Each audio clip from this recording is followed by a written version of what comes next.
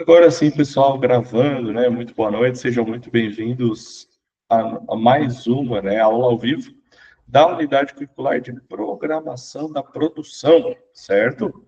Pessoal, hoje a gente vai iniciar a aula falando sobre plano mestre da produção, tá? Então, esse é um documento, né, extremamente importante quando a gente trata de PCP, tá? Talvez sejam, não, talvez o mais importante, mas entre os mais importantes, o plano mestre de produção, tá? Então, o que que é o plano mestre de produção, né? Então, o plano mestre de produção, ele é um documento que diz que lá vai ter todos eles listados, né? Quais são os itens que vão ser produzidos, a quantidade de cada item que deverá ser produzida e o tempo em que essa quantidade de itens vai ser produzida. Então, entre as atividades de planejamento, né, que estão ali envolvidas em um processo de produção, o plano mestre de produção acaba sendo uma atividade central, né? Então ela centraliza muitas coisas. Por quê? Porque a partir do plano mestre de produção é onde a gente vai ter a origem de outros planos que são importantes para a empresa também. Então, no plano mestre de produção, a gente vai definir quais são os produtos acabados que fabricaremos, né? Quais são as respectivas quantidades de cada produto que a gente vai fabricar e qual é a data que esses produtos estarão prontos, beleza? Então, pessoal, o planejamento dessa fabricação, né, dessa manufatura, tem aí como função, né, a coordenação de uma grande quantidade de atividades, tá? E essas atividades vão desde a compra de matérias-primas e insumos, né? São produtos que são utilizados na produção, tá? Isso, obviamente, vem lá do planejamento financeiro, que foi desenhado a partir do plano mestre, então a importância do plano mestre, né?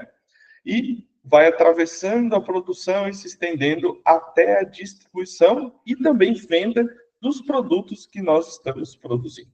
Então, o plano mestre de produção ele vai informar o que a empresa deve produzir e qual é a quantidade de funcionários necessários para essa produção. Então, a gente vê que o plano mestre vai costurando, né, várias e várias informações sobre a nossa produção.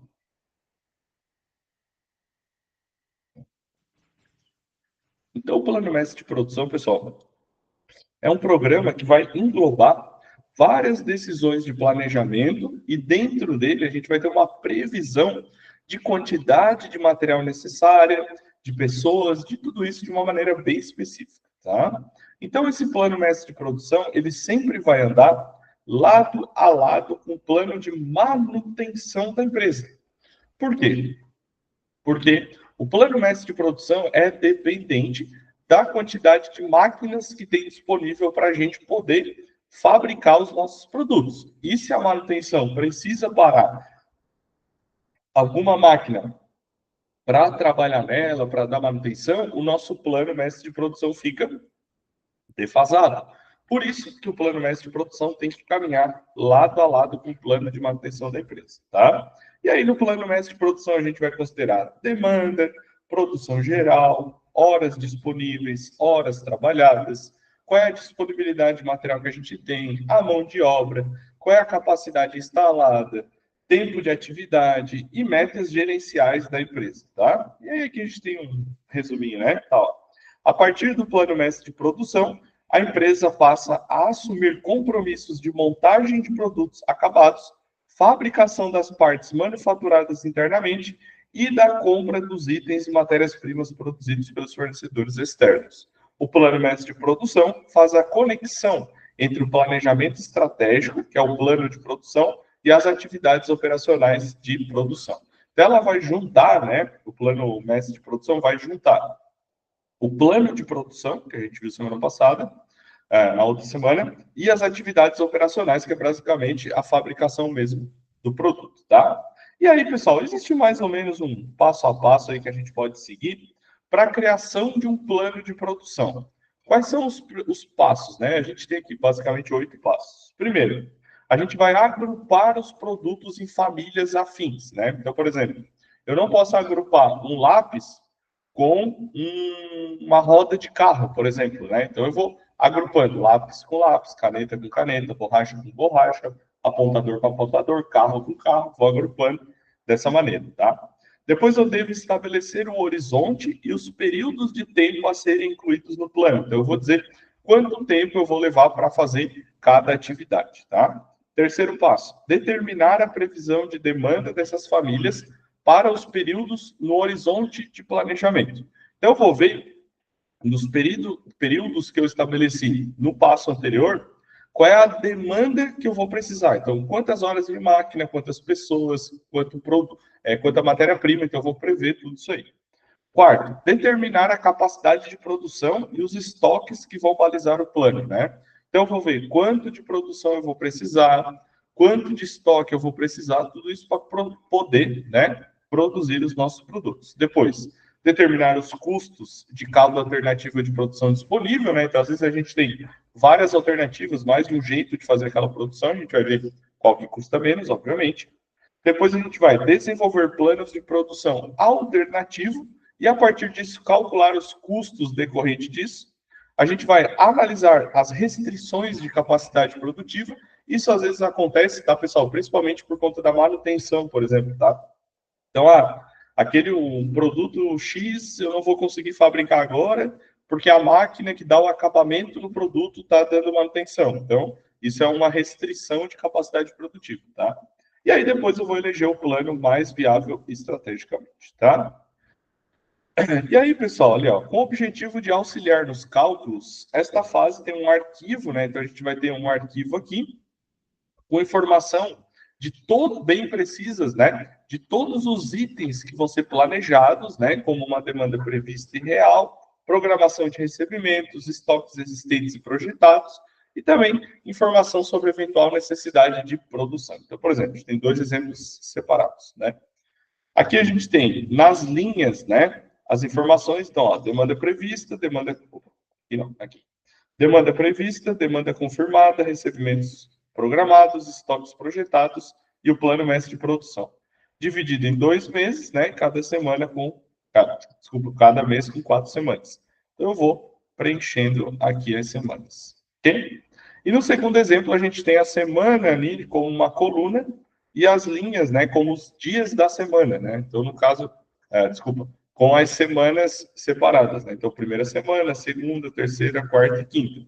Estoque inicial, recebimento programado, demanda, estoque, PMB e estoque final, que é estoque antes do plano mestre de produção. Um mosquitinho aqui me incomodando. E aí eu vou assinalando aqui, né? Em qual semana cada coisa aqui vai acontecer. Beleza? Alguma dúvida, pessoal, até agora?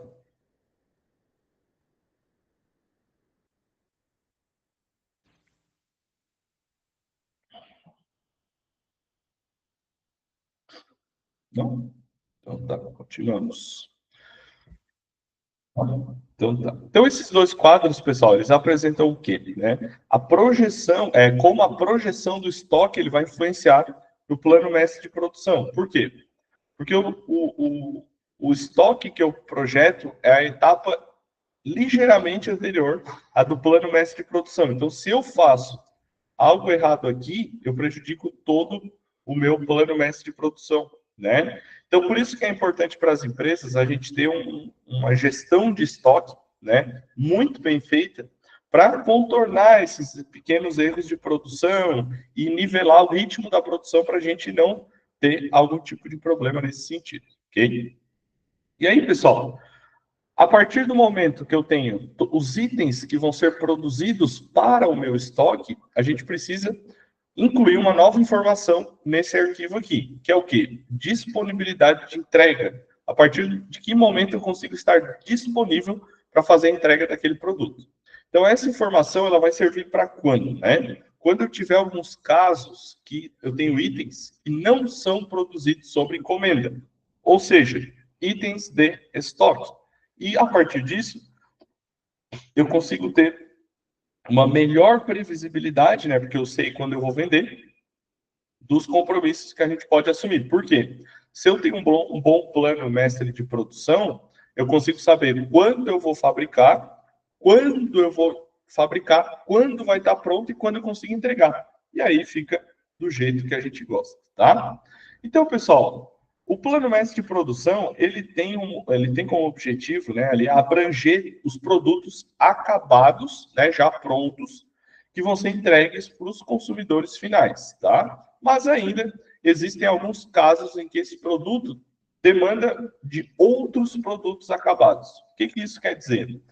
Quando, por exemplo, um automóvel, né, eu não consigo fabricar um automóvel inteiro, vamos dizer assim, né? Eu preciso que a roda dele esteja pronta, eu preciso que o pneu esteja pronto, eu preciso que o painel esteja pronto, eu preciso que os bancos estejam prontos.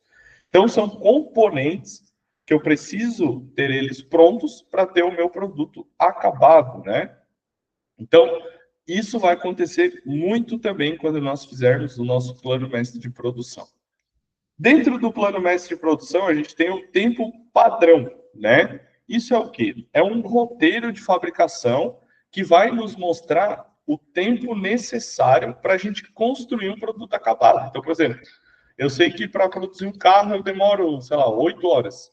Não adianta eu dizer para o meu cliente, ah, não, em 6 horas eu faço. Não, tem o tempo. Por quê? Porque o nosso plano mestre de produção vai nos mostrar quanto tempo eu vou levar para fazer aquele produto, né? E com isso eu consigo ter uma previsibilidade de demanda muito melhor. Então vamos ver aqui, ó. Aqui no topo a gente tem montagem do produto, tempo de preparação, hora por unidade, recurso utilizado.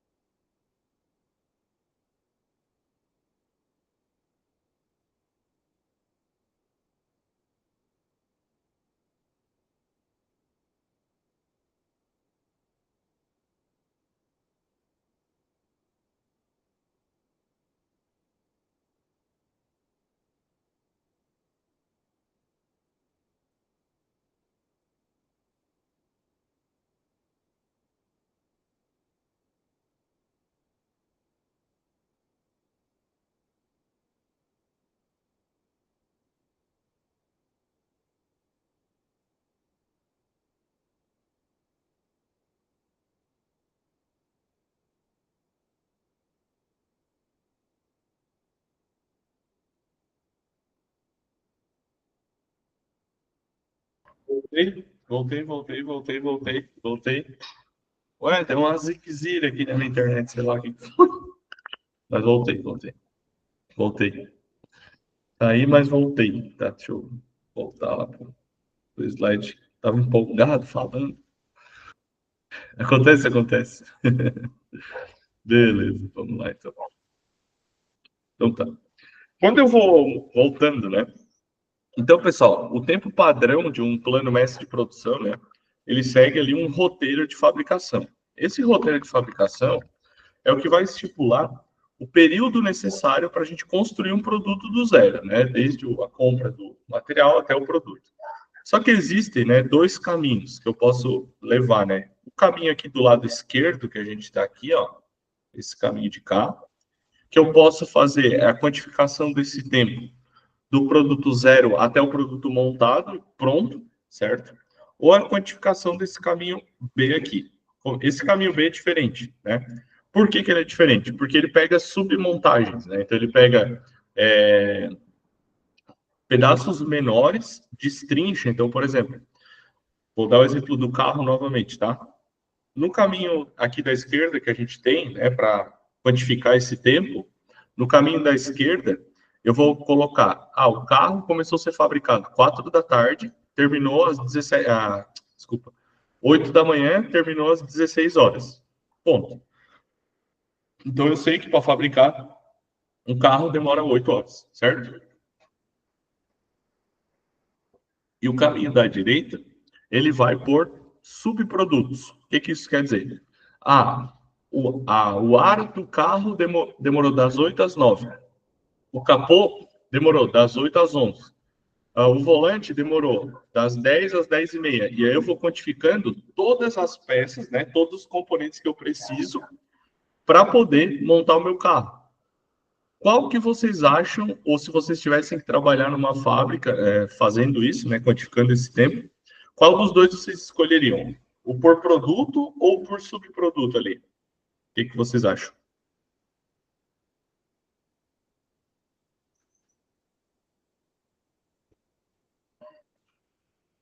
O que vocês me dizem?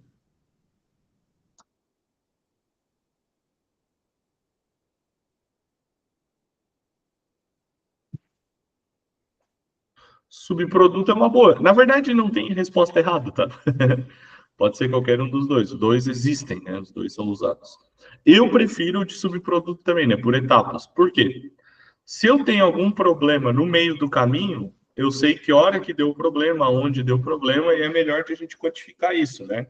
Outra coisa, se eu quiser otimizar o meu processo, eu consigo olhar fabricação por fabricação e ver aonde eu consigo diminuir tempo. Se eu pegar um produto inteiro, é mais difícil de a gente fazer isso, né? Porque aí eu vou ter que pegar o produto inteiro e aí, a partir disso, destrinchar o produto em vários subprodutos, né?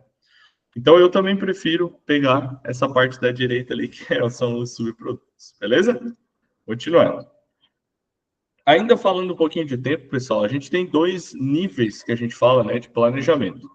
Um nível preciso de curto prazo e o de curto prazo ele tem que ser extremamente assertivo. Não sei se aí na Bahia vocês falam, né? Aqui no Sul a gente fala, tem que ser a mosca branca de olho azul. Isso quer dizer o quê? Que vai ter uma mosca branca de olho azul, um bilhão de mosca, né?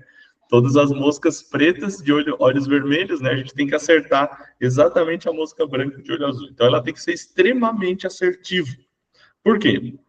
Como ela é de curto prazo, eu não tenho muito prazo para estar, não tenho muitos dias ou muitas horas, né, para estar alterando, para estar tirando alguém daqui, botando ali, ou estar fazendo um ajuste, não, porque ele é de curto prazo, esse planejamento. E o outro nível de planejamento é um planejamento, né, de longo prazo, onde a gente tem essa maleabilidade para poder, né, alterar alguma coisa ao longo do caminho, tá? No de curto prazo, pessoal, a gente programa a produção e tudo que é necessário para que ocorra dentro do cronograma estabelecido. Então, fica meio que tudo na nossa mão. A gente vai programar toda a produção, a gente vai programar todos os insumos, todos os trabalhadores, tudo.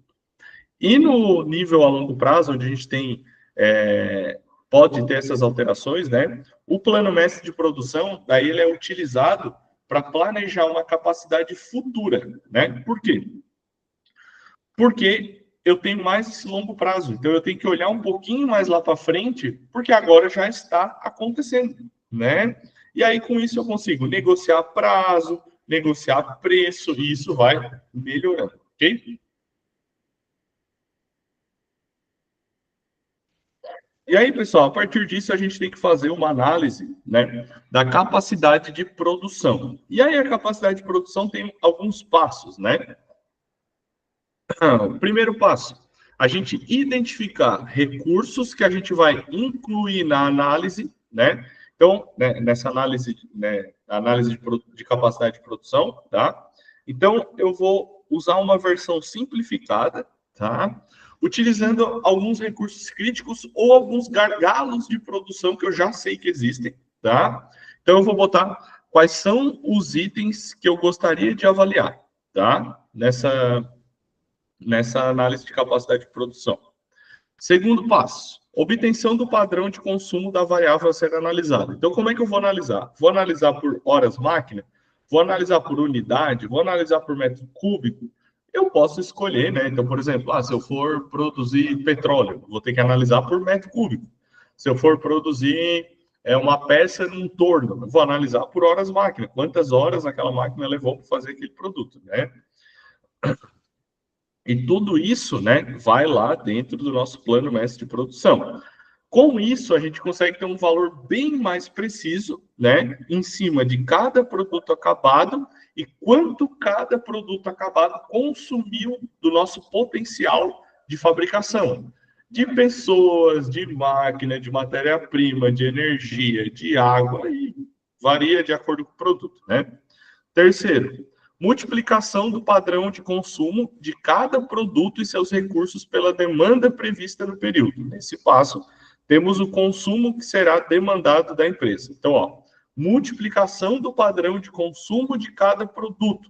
Então, eu vou ver, por exemplo, eu sei que um produto precisa de, sei lá, R$ 50 de energia para ser produzido. E aí eu vejo, se eu tenho um produto que preciso fabricar 1.000 produtos, né? Se cada um consome R$ 50 de energia, eu vou gastar R$ 50 mil de energia para produzir os 1.000 produtos, certo? Então, aí isso tudo vai sendo multiplicado. Hora homem, hora máquina, manutenção, energia, matéria-prima, tudo isso vai, né, crescendo ali naquele bolo, né, de a gente poder saber quanto vai custar. E por último, consolidação das necessidades de capacidade para cada recurso. Esse último passo funciona como uma revisão de tudo que a empresa vai precisar para dar conta do seu fluxo de produção sem interrupções, tá? Então, é basicamente a gente pegar tudo que a gente juntou, fazer uma última verificação e tocar a ficha no nosso plano mestre de produção. E eu trouxe aqui na verdade, é um exercício, né, de plano mestre de produção, tá? Que ele está sendo resolvido, né? Então fica melhor de a gente entender. Eu vou pausando o vídeo e também vou falando para vocês, tá? Vamos lá, então. Ela diz o seguinte: o quadro abaixo apresenta os dados para programação. Vocês conseguem ouvir? Dá para ouvir?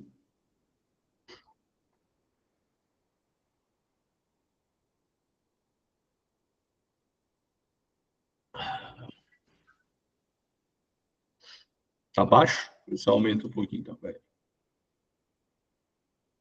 Mestre de um produto A. Determina as ordens e recebe. Eu vou ler para vocês aqui o enunciado, né? Já dá uma ajuda. Então, tá ali, ó. O quadro abaixo apresenta os dados para a programação mestre de um produto A. Produto A, não tem um nome, né?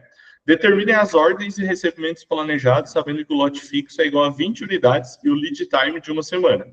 Determine as quantidades disponíveis para entrega inicial em cada período com o recebimento planejado. Observação: o estoque de segurança é nulo. Então, ele vai observar aqui e vai fazer tudo isso aí que é o necessário. Vamos lá. Planejados, sabendo que o lote fixo é igual a 20 unidades e o lead time é de uma semana. Determina as quantidades disponíveis para entrega inicial em cada período com recebimento planejado. Observação: o estoque de segurança é nulo. Aqui na primeira. Então, aqui, pessoal, tem uma tabela, né, com a previsão de demanda, pedidos firmes. Pedidos firmes é o que ele já tem para vender, tá? Recebimentos programados, estoque projetado, recebimento planejado, ordem planejada e disponível para entrega. Ele está separado por período, né, que são semanas, da semana 0 até a semana 10, né? Então, ele separa em 10 semanas, tá? E dá 2 meses e meio. Na semana, temos uma previsão de demanda de 20 unidades e pedido firme de 30 unidades. Quantos é que temos que ter disponível para entrega? 20 ou 30? 50, certo? Temos que ter a soma da previsão de demanda com a soma dos pedidos firmes. Por que tem que ter a soma, né? Porque a previsão de demanda já é o que eu pretendo fabricar, mesmo que seja para estoque. E pedido firme é o que meio que já... é o que já está vendido, né? Então, por exemplo, já tenho 30 produtos vendidos para a empresa XPTO lá, tá? Já sei que aquilo ali vai ser comprado. Então, temos aqui no estoque projetado 5 unidades, proveniente da semana 0. E um recebimento programado de 50 unidades. Então, 50. Então, eu vou receber 50 unidades. Se eu vou receber 50 e eu vou vender 50, eu continuo com o estoque projetado de 5, né? Então, o estoque permanece. Mais 5, temos 55 disponível para entrega. 55 menos 50 que temos que entregar, ficamos com o estoque projetado de 5 unidades. É o mesmo 5. Na semana 2, temos que ter 30 unidades disponíveis. 10 da previsão de demanda e 20 dos pedidos firmes.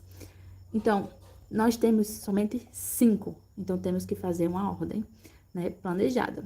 Como o lote é fixo de 20 unidades, se pedimos somente um lote, ficaremos com 25 unidades para a semana 2. Então, temos que pedir 2 lotes. Então, 2 lotes que nos dá, né, 40 unidades.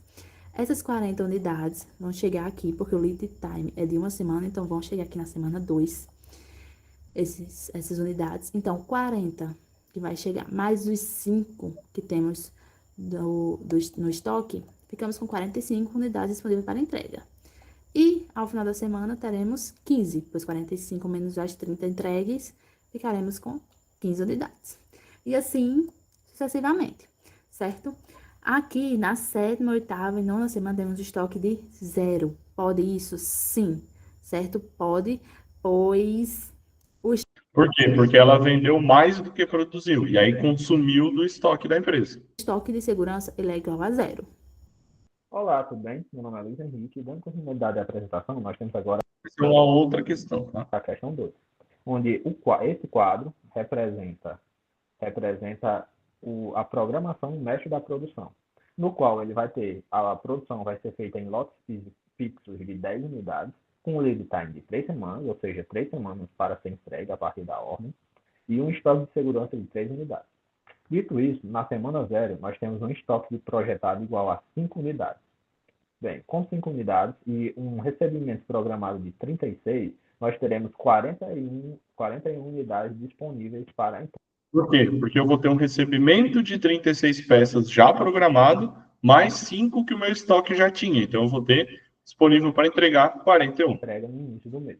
41 descontado da demanda, que vai ser de 12, nós teremos 29 unidades para estoque projetado no final do mês. Com essas 29, na próxima semana, teremos aqui uma demanda de 14, no qual os 29 serão suficientes. Então, com 29 disponível para entrega menos 14, nós teremos um estoque projetado no final do mês de 15. E também será suficiente para a demanda da próxima semana, que é igual a 10, que sobrará 5, que é maior que o estoque de segurança. Então, a gente não vai precisar fazer um novo pedido de lote. Porém, na próxima semana, com uma demanda igual a 10, maior que 5, será necessário ter feito uma ordem anterior para ter produtos suficientes para suprir essa demanda. Então, na primeira semana, a gente faz uma requisição de 10 unidades, que será entregue na 4ª semana. Ou seja, ficaremos com 5 do estoque projetado da semana 3, mais 10, que será o recebimento planejado. Teremos 15 disponível para entrega, no início do mês. Descontado da demanda, teremos 5, que ainda é maior que o estoque de segurança. De forma semelhante, as outras semanas, até a semana 6, segue assim. Ou seja, a gente vai ter que continuar pedindo na semana 2 e na semana 3, para suprir essa demanda. Com isso, na semana 7, como é igual a 15, nós teremos que pedir, e só temos 5, nós teremos que pedir dois lotes agora. 2 lotes que representam 20 unidades. Por que 20 unidades, se 10 seria suficiente? Porque temos um estoque de segurança de 3 unidades. Se a gente pedir só um lote, não sobraria nada como estoque de segurança. Então, é necessário fazer o pedido de 2 lotes na semana 4. Na semana 8, nós precisaremos pedir um lote de 10 unidades na semana 5. E na semana 9, nós precisaremos pedir 2 lotes na semana 6. Assim, fica pronto a nossa programação mestre da produção. Então, é isso aí, pessoal. Isso aí é a programação mestre da produção, ou PMP, né? Alguém ficou com alguma dúvida?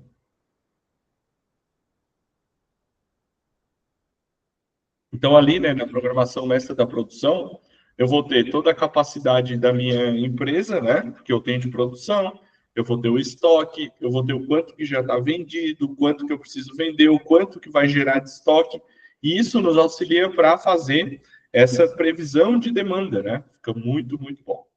Alguma dúvida?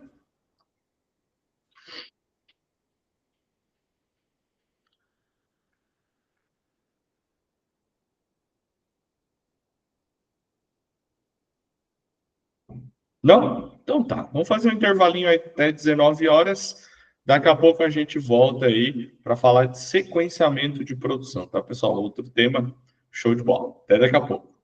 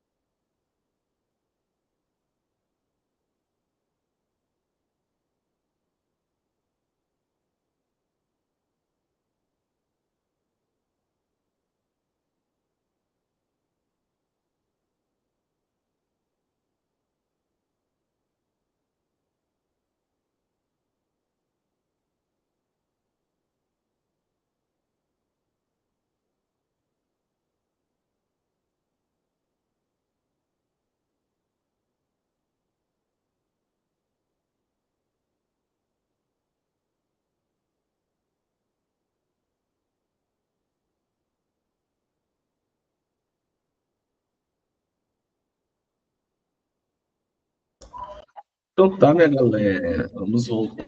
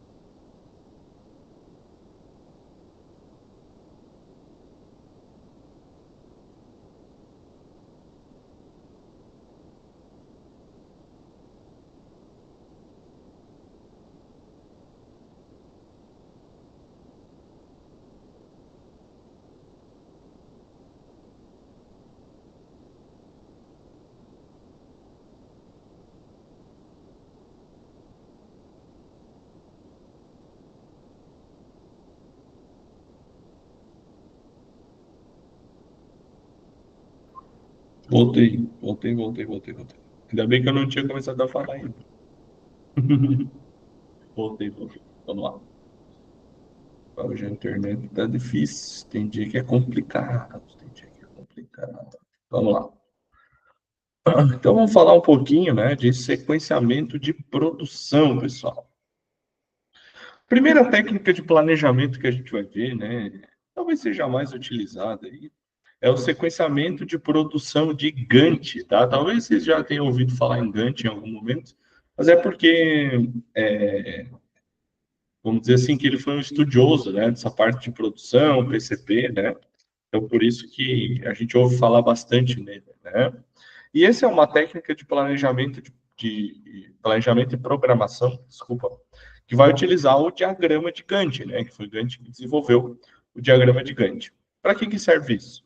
Para a gente conseguir visualizar e controlar todas as atividades e todas as tarefas que estão envolvidas em um processo de produção ou em um projeto. Dá para usar o diagrama de Gantt aí para várias coisas, tá? Então, o diagrama de Gantt, ela é uma ferramenta gráfica que vai aí exibir as atividades ao longo do tempo, tá? Então, é como se fosse uma linha do tempo onde a gente vai ver todas as atividades, tá? Por que isso é importante, tá? Porque isso permite que os gestores, né, dessas áreas e toda a equipe de projeto consigam ter ali uma visão mais clara do cronograma que eles têm que seguir, da sequência de produção que tem que ter e quanto tempo vai durar cada tarefa, tá? Então isso ajuda bastante nisso, tá? E ele é muito útil o sequenciamento de Gantt, tá? Em ambientes de fabricação. Por quê? Ambientes de fabricação, a gente tem a necessidade de coordenar aí várias etapas de produção, vários recursos e várias operações para que a gente consiga otimizar a eficiência e conseguir também atender os prazos que a gente tem que atender. Então, o diagrama de Gantt, né, o sequenciamento de Gantt, enfim, ele ajuda que a gente evite, né, alguns conflitos de programação, né, programação da produção, óbvio, minimize alguns gargalos que a gente vai ter e reduza o tempo de espera entre uma máquina e outra.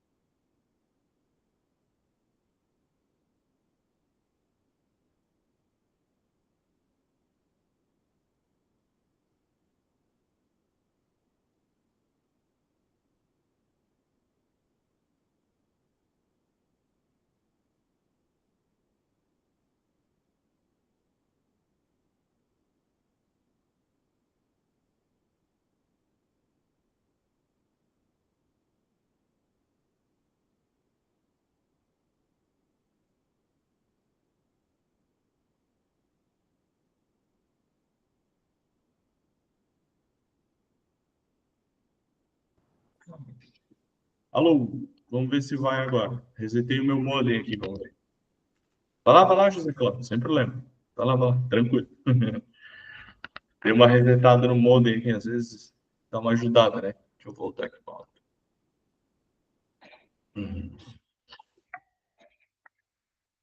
Então, pessoal, bom, aqui eu já falei.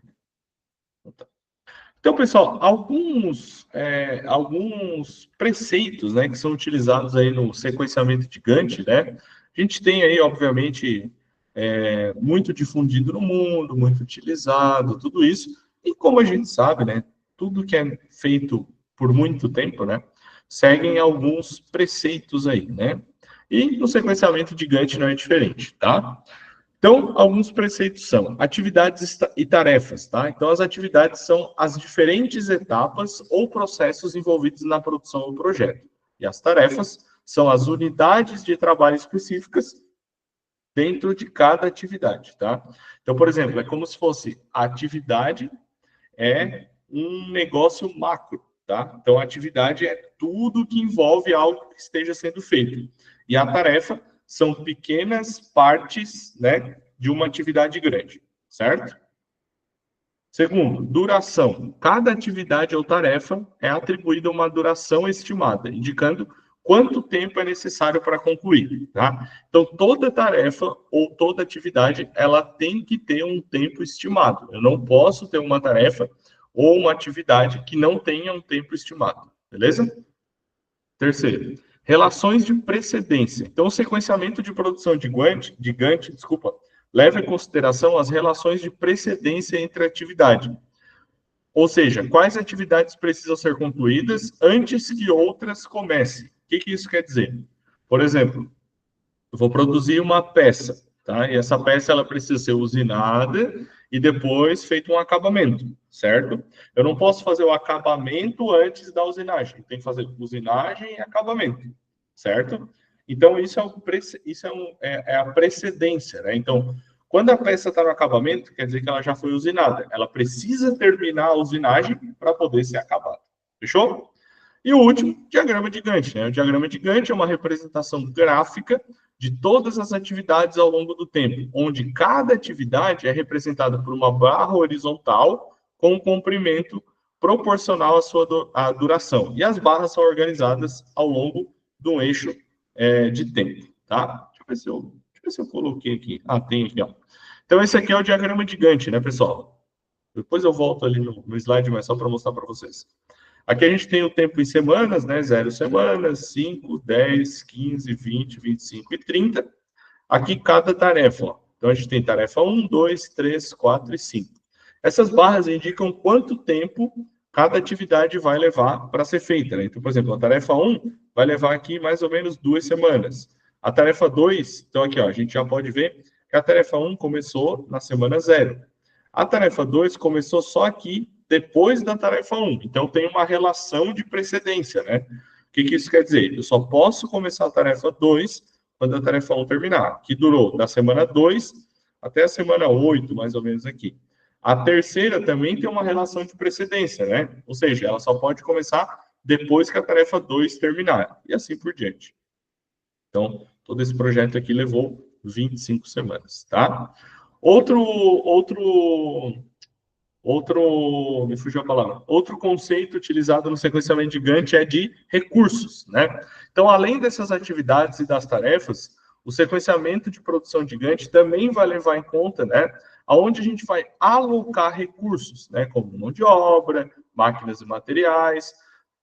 Com isso, eu consigo garantir que esses recursos estejam ali disponíveis quando eu precisar, tá? E o último é o monitoramento e controle, tá, pessoal? E aí a gente chega, talvez, na parte mais importante. Por quê?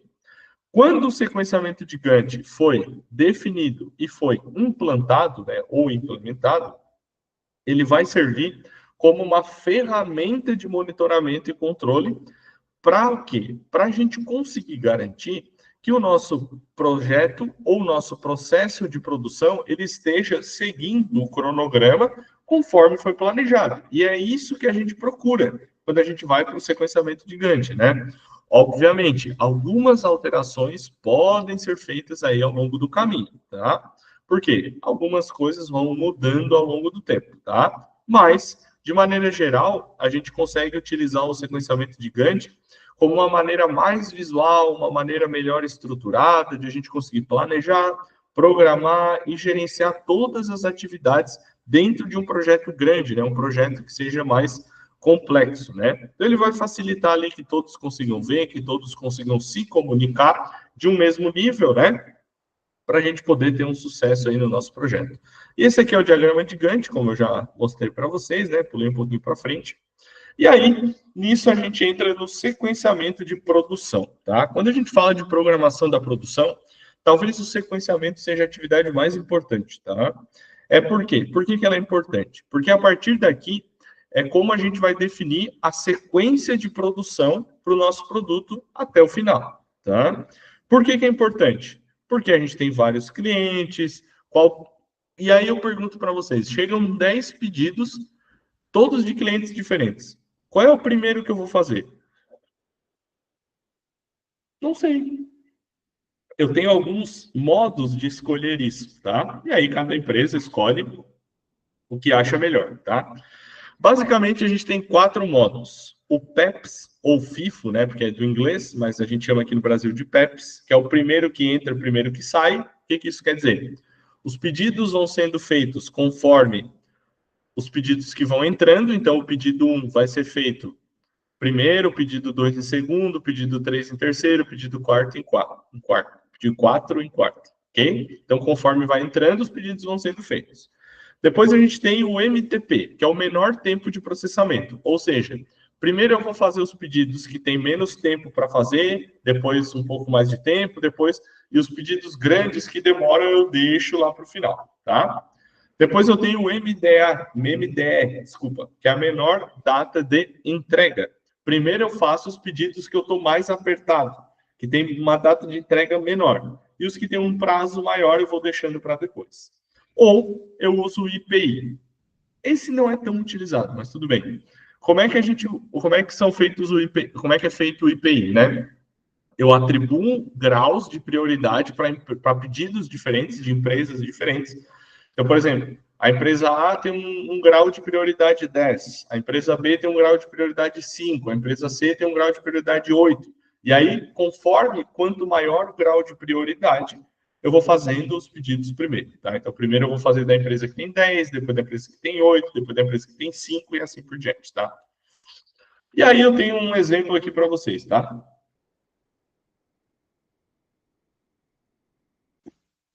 Por exemplo, eu tenho aqui uma ordem de produção, né? Que tem cliente 1, 2, 3, 4 e 5. A entrega do meu pedido, né? O tempo de entrega, 41 horas do cliente 1, 58 horas do cliente 2, 36 horas do cliente 3, 64 horas do cliente 4 e 50 horas do cliente 5. Esse é o tempo que eu pedi para fazer o produto, para entregar, né? Porém, o tempo de processamento é diferente, né? Tempo de processamento do cliente 1, 21 horas, o do cliente 2, 18 horas, o do cliente 3, 33 horas, o cliente 4, 29 horas e o cliente 5, 20 horas. E aí eu tenho também o grau de prioridade, tá? O cliente 1 tem prioridade 3, o cliente 2 tem prioridade 5, o cliente 3 tem prioridade 1, o cliente 4 tem prioridade 2 e o cliente 5 tem prioridade 4, tá? Então, esses são os dados que eu tenho da minha empresa, ok? Se eu for usar o método PEPS, né, que é o primeiro que entra, primeiro que sai, que é essa coluna aqui, ó, o PEPS, opa, essa coluna, oh meu Deus, meu mousepad aqui tá meio, aqui, PEPS. Ou seja, o primeiro pedido é o do cliente 1 e assim subsequentemente, né? Então eu vou fazer o primeiro cliente 1, depois o cliente 2, depois o cliente 3, depois o cliente 4, depois o cliente 5, fechou. Se eu usar o menor tempo de processamento, aí eu tenho que ver essa coluna aqui, ó, menor tempo de processamento. Qual é o menor tempo? Cliente 2, 18 horas. Então, eu vou iniciar pelo pedido do cliente 2. Depois, eu vou para o cliente 5, 20 horas. Então, cliente 2, depois cliente 5. Depois, cliente 1, 21 horas. Depois, cliente 4, 29 horas. E por último, o cliente 3, que é o tempo de processamento de 33 horas.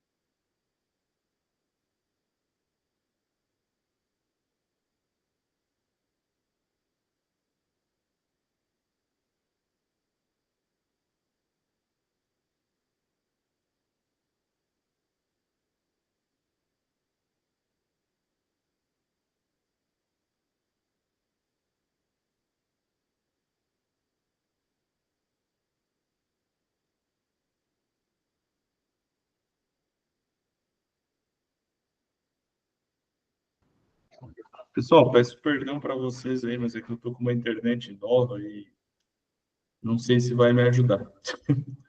Vamos lá, então. Deixa eu voltar aqui. Então tá. Se eu usar o MDE, né, que é a menor data de entrega, eu tenho que olhar essa coluna aqui, né? Quantas horas eu tenho para entregar o produto. Então eu vejo qual que é a menor. Então eu vou iniciar pelo cliente 3, porque a menor data de entrega é 36 horas, né? E depois eu vou do cliente 3, vou para o cliente 1, né? 41 horas, depois cliente 5, 50 horas, depois cliente 2, 58 horas, e depois cliente 4, 64 horas. Fechou? E aí, ou se eu usar o índice de prioridade, né, que eu mesmo estabeleci, né, primeiro eu vou atender o cliente 3, que tem prioridade 1, depois o cliente 4, que tem prioridade 2, cliente 1, que tem prioridade 3, cliente 5, prioridade 4, e o cliente 2, prioridade 5. Fechou? Então, pessoal, a gente pode ver que pela escolha do modo que a gente vai programar a nossa produção, a gente pode ter aí uma mudança de sequenciamento dessa produção. E isso, né, acaba se tornando muito importante para a gente saber fazer. Só deixa eu ajeitar um negocinho no slide aqui. E aí, eu gostaria que vocês fizessem um exercício sobre isso, tá? Como é que vai funcionar o exercício? Então, eu botei aqui, ó. Uma fábrica de montagem recebe 6 ordens de produção em sequência. Mais fácil do que aquele que eu mostrei para vocês, tá? Cada ordem tem um tempo estimado de execução. Então, ó, a ordem de serviço 1, 12 minutos, ordem de serviço 2, 25 minutos, ordem de serviço 3, 8 minutos, ordem de serviço 4, 20 minutos, ordem de serviço 5, 15 minutos e ordem de serviço 6, 10 minutos, ok? E essa é a ordem que eles chegaram, tá? De 1 a 6. Então, eu quero que vocês coloquem na ordem de produção qual em ordem de produção, seguindo o PEPs, né, o primeiro que entra, o primeiro que sai, e também seguindo a ordem do MTP, que é o menor tempo de processamento, tá? Eu vou dar aí 25 minutos para vocês fazerem, tá? E depois a gente vai corrigir, beleza? Qualquer dúvida, podem me chamar aí no chat. Até daqui a pouco.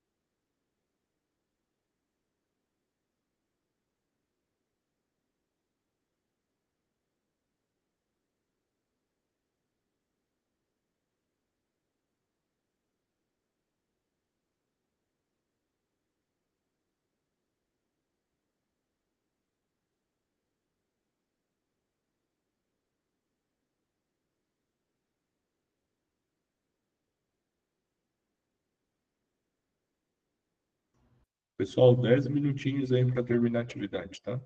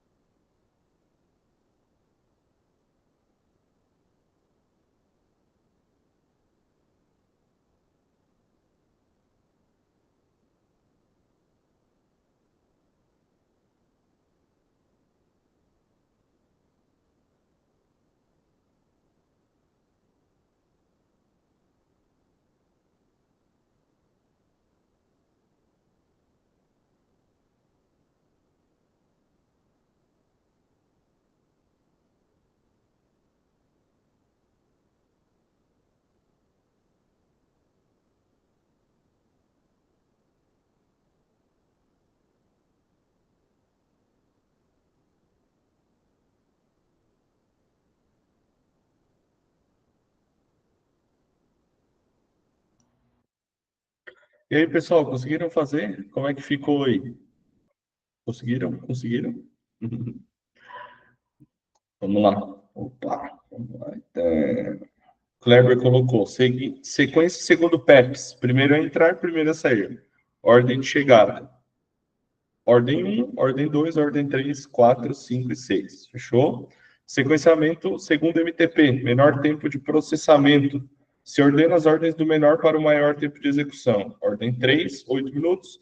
Ordem 6, 10 minutos. Ordem 1, 12 minutos. Ordem 5, 15 minutos. Ordem 4, 20 minutos. E ordem 2, 25 minutos. Show de bola. Manda aí, Alex, a tua resposta aí para nós ver. Para nós vermos, né?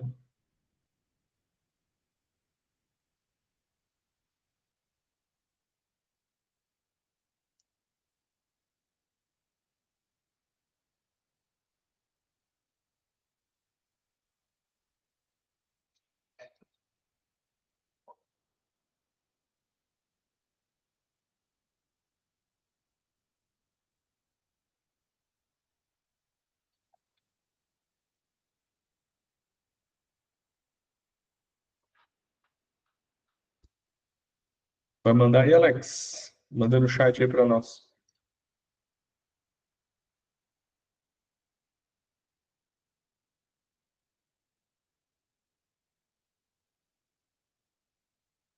Ah, peraí. Que eu que fechei aqui. Peraí. Vê se tu consegue abrir agora. Vai lá. Professor, eu fiz aqui no Excel. Vai lá. Pelo PEPS, a sequência, cliente 1, Tá? 2, cliente 2, Tá? 3, cliente 3, 4, cliente 4, 5, cliente 5 e 6, cliente 6. Fechou? MTP, o primeiro é o cliente 3, Tá? o segundo, cliente 6, Tá? o terceiro, cliente 1, Tá? o quarto, cliente 5, Fechou? o quinto, cliente 4, Fechou? o sexto, cliente 2. Fechou, Alex. Perfeito a tua resposta. Show de bola. Parabéns. Então, pessoal, parabéns aí para todo mundo que conseguiu fazer. Show de bola. A aula de hoje que eu tinha para apresentar para vocês era isso, tá? Só lembrando, tá, pessoal? Semana que vem nós temos mais uma aula ao vivo. Os materiais dos slides, né, já estão lá no AVA, já coloquei lá para vocês. E não esqueçam, pessoal, segunda-feira abre a segunda avaliação de vocês, tá? Abre dia 17 e vai até o dia 27. Eu botei um tempinho a mais ali para vocês fazerem. Qualquer dúvida que vocês tiverem, me procurem lá no AVA, que eu tiro a dúvida para vocês, tá bom? Pessoal, por hoje é isso. Uma boa noite a todos. Semana que vem estaremos aqui novamente. Vão com Deus, um bom final de semana e até semana que vem.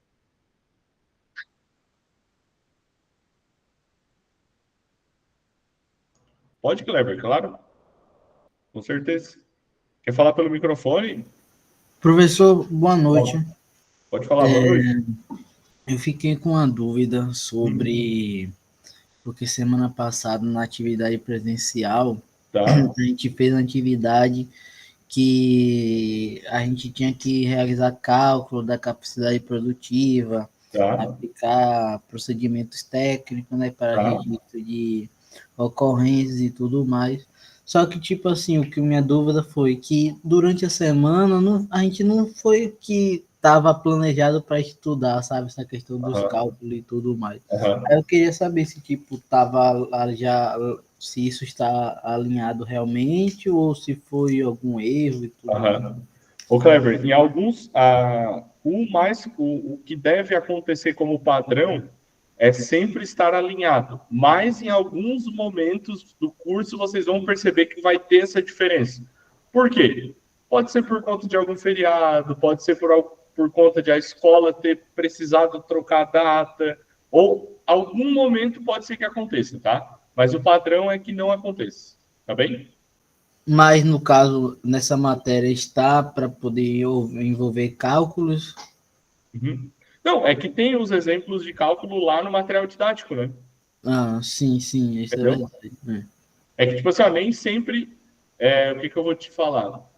O que a gente traz aqui para aula ao vivo, né? O intuito de trazer aqui é a gente deixar o negócio um pouco mais dinâmico, né? E se eu trouxer muito cálculo para vocês, aí fica meio modorrento, né?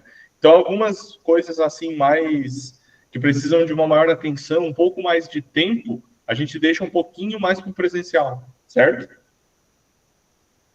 Entendi, professor. Era isso somente. Obrigado. Então, tá, mas se vocês tiverem qualquer dúvida lá no presencial e quiserem trazer para mim, manda lá no AVA, que a gente marca um horário e tal, eu ajudo vocês, não tem problema.